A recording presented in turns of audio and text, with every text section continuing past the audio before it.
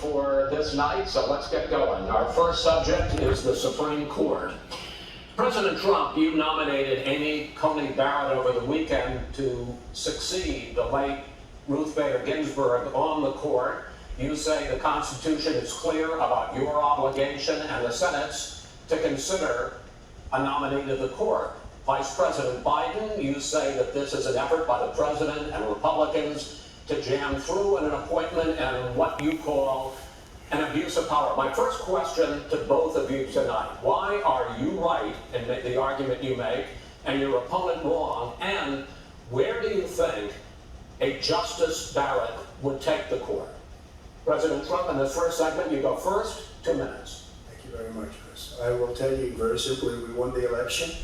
Elections have consequences. We have the Senate, we have the White House, and we have a phenomenal nominee, respected by all, top academic, good in every way, In fact, some of her biggest endorsers are very liberal people from Notre Dame and other places. So I think she's going to be fantastic. We have plenty of time, even if we did it after the election itself. I have a lot of time after the election, as you know. So I think that she will be outstanding. She's going to be as good as anybody that has served on that court. We really feel that. We have a professor at Notre Dame, highly respected by all, said she's the single greatest student he's ever had. He's been a professor for a long time at a great school.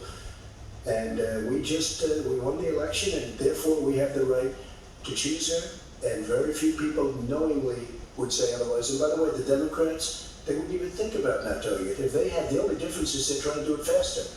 There's no way they would give it up. They had Merrick Garland, but the problem is they didn't have the election, so they were stopped. And probably that would happen in reverse also, definitely would happen in reverse. So we won the election, and we have the right to do it, Chris. President Trump, thank you. Same question to you, Vice President Biden. You have 2 minutes. Well, first of all, thank you for doing this. Looking forward to this, Mr. President.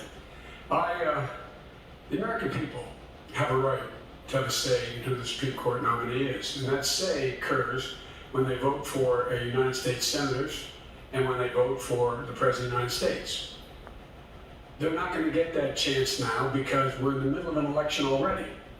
The election has already started. Tens of thousands of people have already voted. And so the thing that should happen is we should wait. We should wait and see what the outcome of this election is. Because that's the only way the American people get to express their view, is by who they elect as president and who they elect as vice president. Now, what's at stake here is the president's made it clear he wants to get rid of the Affordable Care Act. He's been running on that, he ran on that, and he has been governing on that.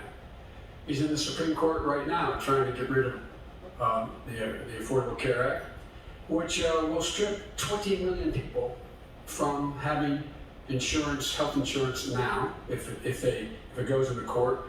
And the justice, and I'm not opposed to the justice, and she seems like a very fine person. But she's written before she went on the bench, which is her right, that she thinks that the Affordable Care Act is not constitutional. The other thing that's on the court, and if it's struck down, what happens? Women's rights are fundamentally changed.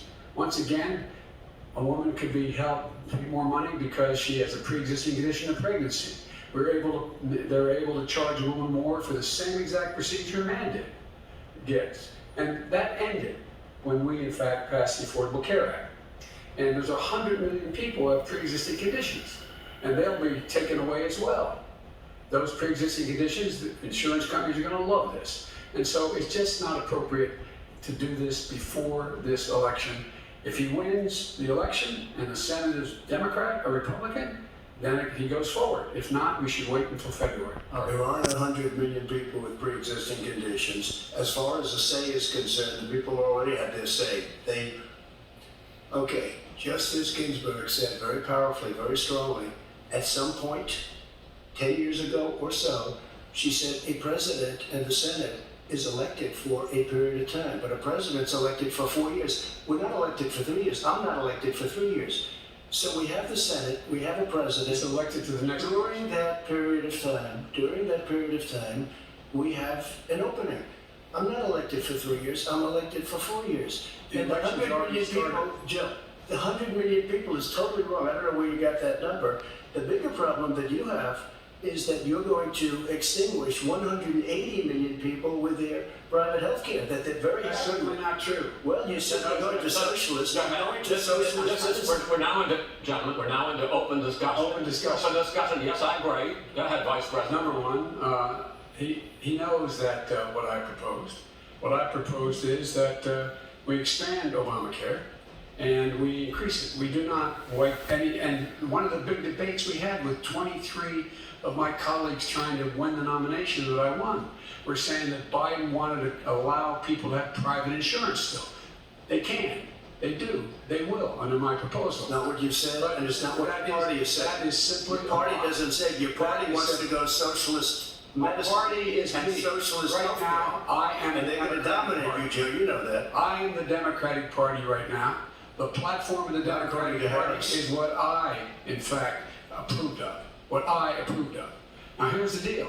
The deal is that it's going to wipe out pre-existing conditions. And by the way, the 200,000 people that have died on his watch, how many of those have survived?